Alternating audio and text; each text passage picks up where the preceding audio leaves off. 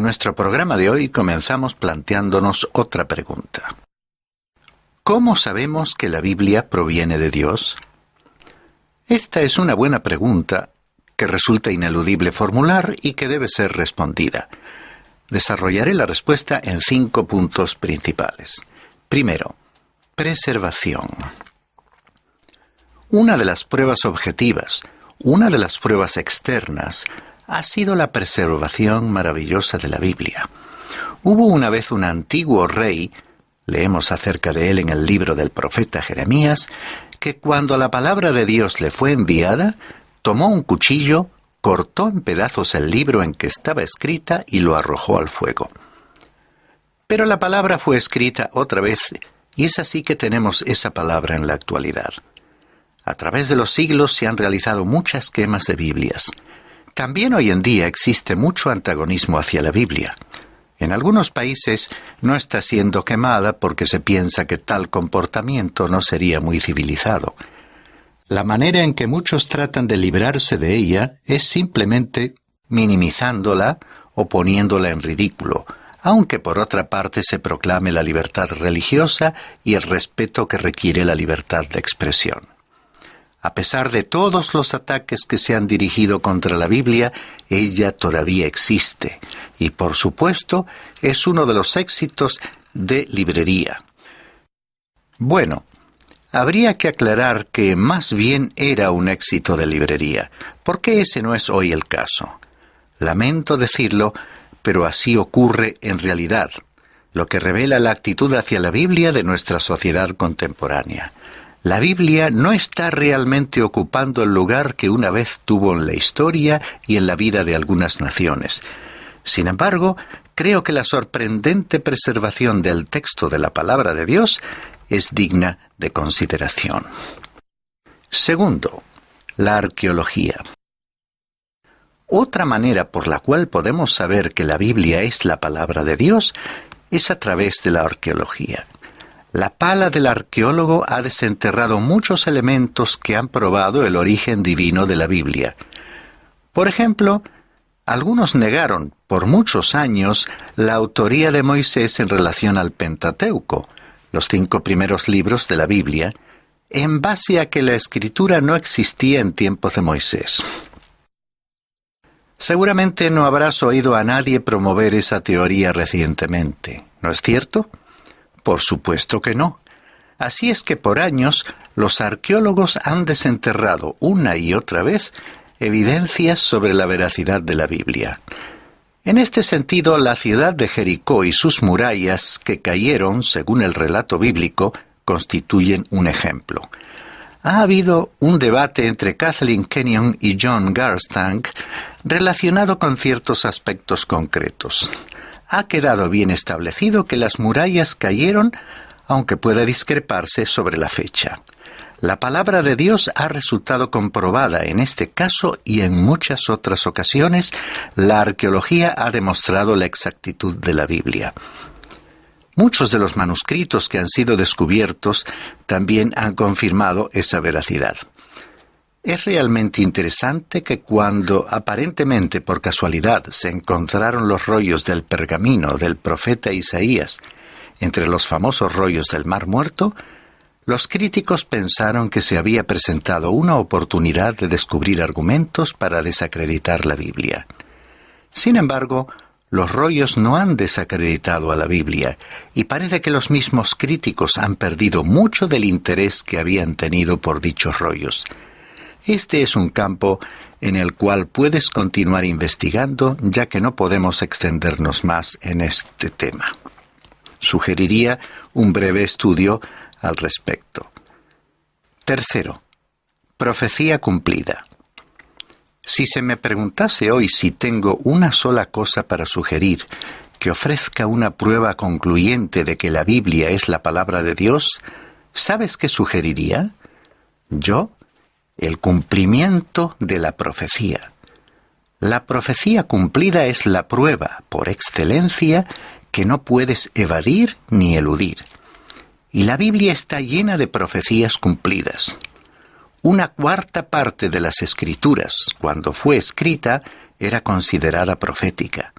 es decir, que anunciaba eventos que iban a ocurrir en el futuro. Mucho de ello, en realidad, más de lo que la gente se imagina, ya se ha cumplido. Podríamos considerar muchos pasajes donde la profecía se ha cumplido con exactitud, y encontramos muchas situaciones locales que se cumplieron incluso en los días del profeta que anunciaba una profecía. Por ejemplo, Miqueas fue el profeta que había dicho al rey Acab que si iba a la batalla tal como el rey había planeado, perdería esa batalla y moriría en ella. Sin embargo, los falsos profetas de Acab le dijeron que alcanzaría la victoria y que regresaría como un rey triunfante. Como al rey no le agradó lo que Miqueas le había advertido, ordenó que le encerraran y le alimentasen a pan y agua, porque al regresar ya se ocuparía de él. Pero Miqueas le respondió en el acto diciéndole por última vez: «Si tú realmente regresas, querrá decir que el Señor no ha hablado por mí». Bien, evidentemente el Señor había hablado por el profeta porque Acab no regresó al ser derrotado su ejército y morir en la batalla. Había llegado hasta el punto de disfrazarse para no correr ningún riesgo de perder su vida. Pero las Escrituras nos cuentan que un soldado enemigo tensó su arco a la aventura cuando la batalla casi había concluido. Le quedaba solo una flecha en su aljaba, la colocó en el arco y disparó, sin realmente apuntar a nadie en particular. Yo diría que fue como si aquella flecha hubiera tenido escrito el nombre de Acab y finalmente le encontró. Fue directamente a su blanco. ¿Por qué? Porque Miqueas había pronunciado una profecía exacta, como puedes leer en Primera Reyes capítulo 22. En otra ocasión, el profeta Isaías declaró que el ejército invasor de Asiria no dispararía ni una flecha en la ciudad de Jerusalén, como puede verse en Segunda Reyes capítulo 19, versículo 32. Bueno, esto sí que es interesante. En el ejemplo anterior, la profecía de Miqueas se había cumplido porque un soldado disparó una flecha por casualidad, tensando su arco al azar. En el caso que ahora vemos, no podría considerarse que entre 200,000 soldados, verdaderamente una gran multitud, quizás uno se apresuraría a disparar y tensando también su arco a la aventura, lanzaría una flecha volando sobre la muralla de Jerusalén. Bueno, pues en este segundo ejemplo nadie hizo semejante cosa. Si el enemigo hubiera disparado tan solo una flecha hacia la ciudad, todos podrían haber estado seguros que Isaías no era el profeta de Dios, pero sí lo era, como fue confirmado por el cumplimiento de su profecía en aquella ocasión. E Isaías también dijo que una virgen concebiría un niño, y esa declaración se produjo 700 años antes de que esto se cumpliese literalmente. Y además, si quieres una prueba final, hubo más de 300 profecías sobre la primera venida de Cristo, las cuales se cumplieron en su totalidad, y literalmente. Cuando Jesucristo estaba colgado en la cruz y muriendo, había una profecía del Antiguo Testamento que aún no se había cumplido. Era la siguiente: «Me dieron vinagre para beber», como expresa el Salmo 69, versículo 21. En la cruz Jesús había dicho: «Tengo sed». Y sus mismos enemigos fueron y cumplieron la profecía, como podemos ver en el Evangelio de Juan, capítulo 19, versículos 28 al 30. Esto es algo sorprendente. Los hombres no pueden adivinar de esta manera. A veces resulta entretenido ver el pronóstico del tiempo en los telediarios. Durante el verano, en algunos lugares, como en el sur de España, en las Islas Canarias o en Baleares, la predicción acierta. Pero al llegar el cambio de estaciones y en otras zonas de la península, bueno, Vaya uno a saber. En el pueblo de Israel, un profeta debía ser exacto y preciso. Si no lo era, podía ser condenado a muerte como falso profeta. Dios le dijo al pueblo que ellos serían capaces de distinguir entre un profeta verdadero y otro falso. Un verdadero profeta debía hablar primeramente para una situación local, como hizo Isaías. Cuando el tiempo indicado para el cumplimiento de tal profecía transcurría, ellos sabían si podrían confiar en él acerca del futuro, como sucedió en el caso de Isaías. Nosotros podemos mirar atrás en el tiempo y comprobar que estas y otras profecías se cumplieron. Además, entre los casos de profecías cumplidas con gran precisión, se destaca, por ejemplo, el profeta Ezequiel. Este profeta predijo, por inspiración divina y con una anticipación de 2500 años, que la ciudad de Tiro caería y que la ciudad de Sidón tendría una historia sangrienta. Y lo mismo ocurrió con predicciones sobre ciudades del antiguo Egipto, como Tebas y Memphis. El profesor Peter Stoner ha estudiado detalladamente 60 profecías bíblicas sobre la persona de Jesucristo. Utilizando cálculos de la ciencia de la probabilidad en 8 de dichas profecías, ha llegado a la conclusión de que la probabilidad de que estas profecías se cumpliesen en una persona única era infinitamente pequeña. La Biblia es exacta y su veracidad se ha demostrado en un área de imposibilidad absoluta para los seres humanos, como es el caso de la predicción del futuro, lo cual constituye para mí una prueba irrefutable de que es la palabra de Dios. No hay ninguna opción humana que se le pueda comparar. He presentado, pues, algunos pocos ejemplos de profecía cumplida, ya que en la palabra de Dios encontramos profecía tras profecía, y todas ellas se han cumplido, y se han cumplido literalmente. Y, dicho sea de paso, creo que ello indica el método por el cual la profecía que se refiere al futuro aún se cumplirá. En cuarto lugar, vidas transformadas. Ofrezco finalmente 2 razones más como prueba de que la Biblia es la palabra de Dios. Una de ellas se refiere a las vidas transformadas de los creyentes actuales. He podido ver lo que la palabra de Dios puede hacer en las vidas de hombres y mujeres. En este momento estoy pensando en un hombre de Oakland, California, que escuchó mi programa radial de estudio bíblico. Le conozco bien. No voy a entrar en detalles sobre su vida, pero él tenía tantos problemas, complejos y tanto pecado en su vida como ningún hombre que yo haya conocido.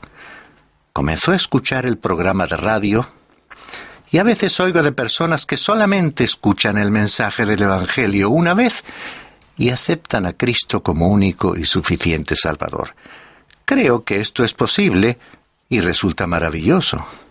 Pero este hombre, al escuchar el mensaje semana tras semana, se fue mostrando cada vez más contrario, llegando incluso a enfadarse. Luego confesaría que si hubiera podido acercarse al conductor del programa le hubiera agredido, porque no podía soportar que al exponer el libro de la epístola a los romanos le hubiese dicho que era un pecador. Al final, este hombre tuvo un encuentro personal con Cristo. Permitidme deciros que resulta sorprendente ver lo que Dios ha hecho en su vida. Una y otra vez este testimonio podría multiplicarse. Jóvenes y ancianos han encontrado propósito en sus vidas, sintiéndose realizados. Hay matrimonios que se han restaurado, familias que se han vuelto a unir, personas que se han liberado del alcoholismo y la adicción a las drogas. Muchos, al venir a Cristo, han experimentado una transformación en sus vidas. Y permitidme también daros otra razón por la que creo que la Biblia es la palabra de Dios. Cuando terminé mis estudios en el seminario, yo era un predicador que se había especializado en el campo de la defensa del Evangelio e intentaba defender la Biblia. En realidad creo que cada mensaje que yo predicaba trataba sobre este tema. Pensaba que si podía disponer de respuestas a las cuestiones que las personas planteaban para no creer en la Biblia, entonces creerían. Pero llegué a la conclusión de que lo peor que podía hacer era fustigar a alguien intelectualmente, porque en el mismo momento en que adoptaba esa actitud, me creaba un enemigo y entonces nunca podría ganarle para el Señor Jesucristo. Así que abandoné el campo de la apologética y me introduje en otra área en la que me dedicaba a proclamar únicamente la palabra de Dios, tan sencillamente como me era posible. Solamente la Biblia puede convertir a un pecador en un santo. Quinto, el Espíritu de Dios convierte a la Biblia en una realidad. Otra razón por la que me he apartado del área de la apologética es que se ha producido una evolución en mi propia vida. He llegado a un punto en el que no solo creo que la Biblia es la palabra de Dios, sino que también puedo afirmar que el Espíritu de Dios la ha convertido en una realidad en mi propio corazón y en mi propia vida. Y esto es lo que el apóstol Pablo dijo en su epístola a los Colosenses. Él oró para que ellos fuesen llenos del conocimiento de su voluntad en toda sabiduría e inteligencia espiritual. Y yo deseo lo mismo, porque he llegado a la conclusión de que el Espíritu de Dios puede confirmar estas verdades a tu corazón y de que no necesitas a la arqueología ni a otras ciencias para probar que la Biblia es la palabra de Dios. Hace algún tiempo, un predicador joven me dijo lo siguiente: Dr. Magee, ¿no es una verdadera maravilla que ellos hayan descubierto esto? Y a continuación mencionó un descubrimiento arqueológico en particular. Yo le respondí: bueno, yo no veo nada como para entusiasmarse. Él quedó muy decepcionado e incluso disgustado de que yo hubiese adoptado una actitud más bien indiferente. ¿Por qué? ¿Qué quiere usted decir?, preguntó. ¿Es posible que ese descubrimiento no le haya impresionado? Yo le repliqué de la siguiente manera: yo ya sabía que la Biblia era la palabra de Dios mucho antes de que la pala del arqueólogo hubiese sacado a la luz aquello. Me preguntó cómo lo sabía. Le dije: el Espíritu de Dios la ha estado convirtiendo en una realidad a mi propio corazón.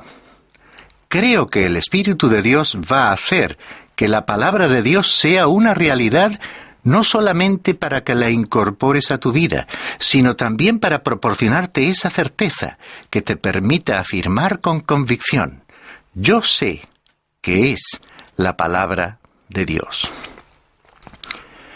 En el ejemplar de la Biblia que la poetisa chilena Gabriela Mistral utilizaba, encontramos estas palabras escritas por ella misma: libro mío, libro en cualquier tiempo y en cualquier hora, bueno y amigo para mi corazón, fuerte, poderoso compañero. Tú me has enseñado la fuerte belleza y el sencillo candor, la verdad sencilla y terrible en breves cantos. Mis mejores compañeros no han sido gentes de mi tiempo, han sido los que tú me diste: David, Ruth, Job, Raquel y María. ¿Cuántas veces me habéis confortado? Tantas veces como estuve con la cara en la tierra.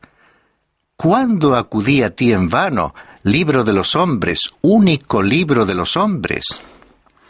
Por David amé el canto, mecedor de la amargura humana. En el Eclesiastés hallé mi viejo gemido de la vanidad de la vida, y tan mío ha llegado a ser vuestro acento que ya ni sé cuándo digo mi queja y cuando repito solamente la de vuestros varones de dolor y arrepentimiento. Nunca me fatigaste, como los poemas de los hombres. Siempre eres fresco, recién conocido, como la hierba de julio. Y tu sinceridad es la única en que no hallo cualquier día pliego, mancha disimulada de mentiras. Yo te amo todo, desde el nardo de la parábola hasta el adjetivo cálido de los números. En este programa hemos intentado responder a la pregunta: ¿cómo sabemos que la Biblia proviene de Dios? Y lo hemos hecho con 5 pruebas concluyentes. Primera, por la sorprendente preservación del texto bíblico. Segunda, por la confirmación aportada por los descubrimientos arqueológicos. Tercera, por el cumplimiento exacto de las profecías bíblicas. Cuarta, por las evidencias del poder de Dios transformando las vidas de las personas. Y quinta, porque el Espíritu Santo convierte a la Biblia en una realidad percibida dentro de nosotros mismos. En nuestro próximo programa abordaremos los temas revelación, inspiración e iluminación de las Sagradas Escrituras. Muy bien, pues estamos finalizando un programa más de La Fuente de la Vida. Les damos las gracias por haber permanecido a nuestro lado. Queremos